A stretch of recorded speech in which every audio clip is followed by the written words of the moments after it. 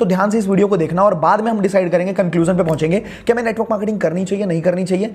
ठीक है, so before we reach the conclusion एक बार देश के हालात को देखते हैं।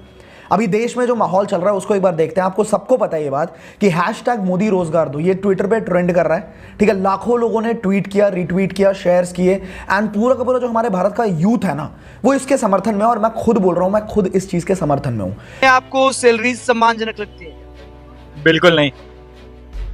एक्चुअली मैं आईटी इंजीनियर हूँ।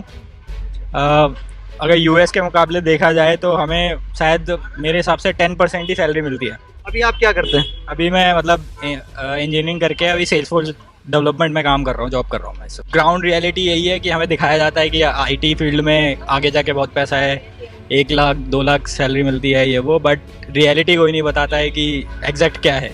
जो हमारा एजुकेशन है, जो चीज़ें सिखा रहा है वो अब इंडस्ट्री में यूज़ ही नहीं होती हैं। अब सब कुछ आपने कहा डिजिटल हो गया, और आप देखिए एसएससी की प्रक्रिया में क्या डिजिटल है। जितने गंदे तरीके से एग्जाम ले रहे हैं, किसी से पूछ लीजिए, रेलवे का एग्जाम हो रहा है 4 महीने 5 महीने से प्री चल रहा है, ये डिजिटलाइजेशन है। अजीब सी बकवास हो रही है। मतलब अगर ये बातें मोदी जी को भी पता चले तो शायद हंसेंगे, ये क्या हो रहा है देश। क्योंकि आप खुद सोचो, जब एक स्टूडेंट कॉलेज के अंदर होता है, जब वो फर्स्ट ईयर में होता है, वो अपनी पूरी प्लानिंग करके रखता है कि भाई मैं आज फर्स्ट ईयर में हूं, मैं 3 साल बाद अपना ग्रेजुएशन कंप्लीट कर लूंगा, उसके बाद मैं इस टाइम पे, इस डेट पे, इस ईयर पे एग्जामिनेशन के अंदर अपीयर करूंगा, मैं इस टाइम पे एग्जामिनेशन दूंगा, इस टाइम पे मेरे रिजल्ट्स आएंगे, फिर मेरी जॉब लग जाएगी, फिर मैं अपनी लाइफ में सेटल हो जाऊंगा, अपनी शादी वादी करके एकदम प्रॉपर सेटल्ड लाइफ में जीऊंगा।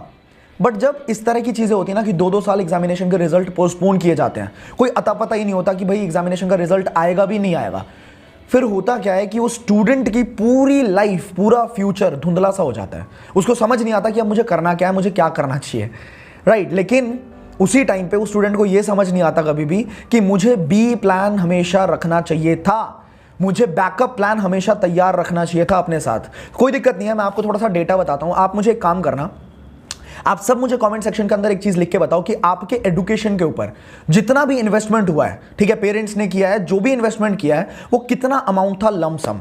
ठीक है, लमसम मतलब अंदाजे से, टेंटेटिवली आप बताना मुझे कि कितनी इन्वेस्टमेंट आपके पढ़ाई के ऊपर आपके पेरेंट्स ने करी है। बिकॉज देखो एग्जैक्ट तो कोई भी नहीं बता पाएगा, ऑब्वियसली मैं भी नहीं बता पाऊंगा एग्जैक्टली, बट एक लगभग अंदाजे से आप लिखना जरूर। और आपको मैं एक डेटा देता हूं, बिल्कुल शॉक कर देगा। और जो भी चीजें मैं बोलूंगा ना, जो भी डेटा मैं आपको देने वाला हूं, सारे सोर्सेज आपको डिस्क्रिप्शन बॉक्स में मिलेंगे, जाके आप खुद भी रिसर्च कर सकते हो। तो डेटा यह है कि इंडिया की पर कैपिटा इनकम का मतलब होता है कि इंडिया का जितना भी जीडीपी है, ठीक है, उस जीडीपी को अगर पॉपुलेशन से डिवाइड करें तो पर कैपिटा इनकम निकलती है। मतलब एक इंसान एवरेज इतना पैसा कमा रहा है, और एवरेज इंडियन की इनकम है 1,26,000 पर एनम, मतलब लगभग 10,500 के आसपास महीने की इनकम बनती है एक इंडियन की, राइट। एक लगभग एकदम एवरेज वाली इंडियन इनकम की बात कर रहा हूं मैं।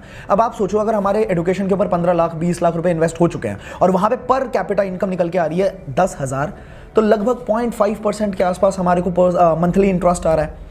ये बात छोड़ते हैं, ये बात हटाते हैं, साइड करते हैं। आपको जान के हैरानी होगी, 2018 में इकोनॉमिक टाइम्स की रिपोर्ट है ये, 2018 में थोड़े से प्योन के जॉब के लिए, लगभग 62 प्योन के जॉब के लिए 90,000 से ज्यादा लोगों ने अप्लाई किया था, जिसमें 50,000 से ज्यादा लोग ग्रेजुएट थे, ठीक है, 28,000 से ज्यादा लोग पोस्ट ग्रेजुएट थे, और 3700 से ज्यादा लोग पीएचडी थे, मतलब डॉक्टरेट की डिग्री उन्होंने ले रखी थी। ये हालत है मार्केट में जॉब्स की, वो भी लॉकडाउन के पहले, कोरोना के पहले। ठीक है, कोरोना के बाद क्या हुआ वो भी हम डिस्कस करने वाले हैं, बट कोरोना से पहले ये हालात थे। इसके आगे चलते हैं, थोड़ा सा समझते हैं कि 2018 की रिपोर्ट है। 2018 में क्या हुआ था आपको पता है? जितने भी सुसाइड्स हुए थे ना, उन सुसाइड्स में अनएम्प्लॉयमेंट की वजह से 9.7% लोगों ने सुसाइड किया था। हम सबको ये बात पता है कि फार्मिंग सेक्टर के अंदर सबसे ज्यादा सुसाइड्स होते हैं, बट उस साल फार्मिंग सेक्टर में सिर्फ 7.6% सुसाइड्स हुए थे, बट अनएम्प्लॉयमेंट की वजह से 9% से भी ज्यादा सुसाइड्स हुए थे।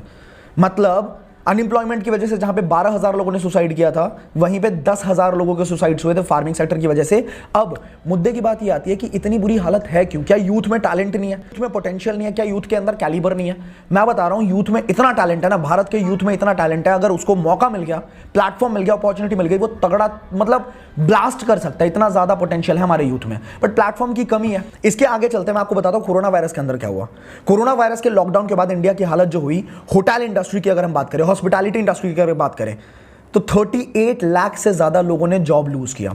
होटल इंडस्ट्री आपको पता है ना, अगर किसी की जॉब लग जाती है उसको लगता है लैविश लाइफस्टाइल है, भाई 5 स्टार्स के अंदर रहना है, 7 स्टार्स के अंदर रहना है, बट वहां पे 38 लाख से ज्यादा लोगों की जॉब्स गई। ट्रैवल इंडस्ट्री की अगर हम बात करें तो 50 लाख से ज्यादा जॉब्स झटके में झटके में समझते हो, मतलब लोगों को लगता है कि अरे यार सेकंड सोर्स ऑफ इनकम की क्या जरूरत है, कुछ दूसरा देखने की क्या जरूरत है, हमारे को हमारा धंधा बढ़िया चल रहा है, हमारा खाना पानी बढ़िया चल रहा है, तो वहां पे हमें दूसरी तरफ देखने की जरूरत भी क्या है। एक झटके में लॉकडाउन आता है और उसके बाद 50 लाख से ज्यादा लोगों की जॉब्स चली जाती है। इसके बाद अगर हम बात करें ऑटोमोबाइल सेक्टर की, तो वहां पे भी 10 लाख लोगों से ज्यादा की जॉब्स गई, ठीक है। इसके बाद अगर हम देखें रिटेल सेक्टर के अंदर तो 2 लाख से ज्यादा जॉब्स गई, आईटी सेक्टर के अंदर अगर देखें तो 1.5 लाख से ज्यादा जॉब्स गई, स्टार्टअप्स के अंदर अगर देखें तो 1 लाख से ज्यादा जॉब्स गई, banks, financial services, insurance sector, इन सब के अंदर 30,000 से ज्यादा जॉब्स गई। बट इतना सब कुछ होने के बावजूद हमारे आंखों के आगे ये सारी चीजें हो रही हैं। The direct selling industry contributes to India's growth and also creates jobs across the nation. It is commendable that this industry engages around 6 million people involved as either distributors or direct sellers, and I've been told that this number could grow to 20 million by 2024, by 2025. The fact that around 25% of the direct sellers are from the age group of 18 to 45 years is a testament that this industry has been given self-employment opportunity to our young generation. What's beautiful about network marketing is you get all the benefits of being an owner, but you don't have to be worrying about supply chain. You don't have to be worried about accounting, especially in the world we're in today.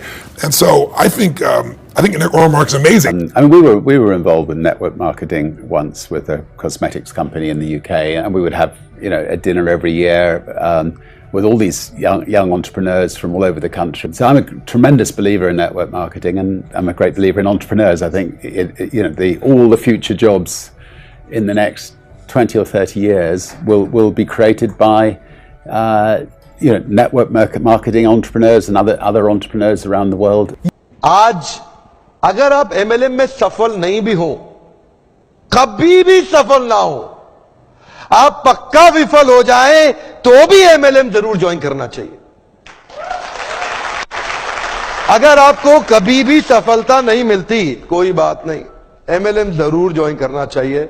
हमारे देश के हर नौजवान को करना चाहिए, हमारे देश के हर बुद्धिमान व्यक्ति को करना चाहिए। और आपको बताऊंगा, मैं अपने बेटे को भी MLM जरूर ज्वाइन कराऊंगा।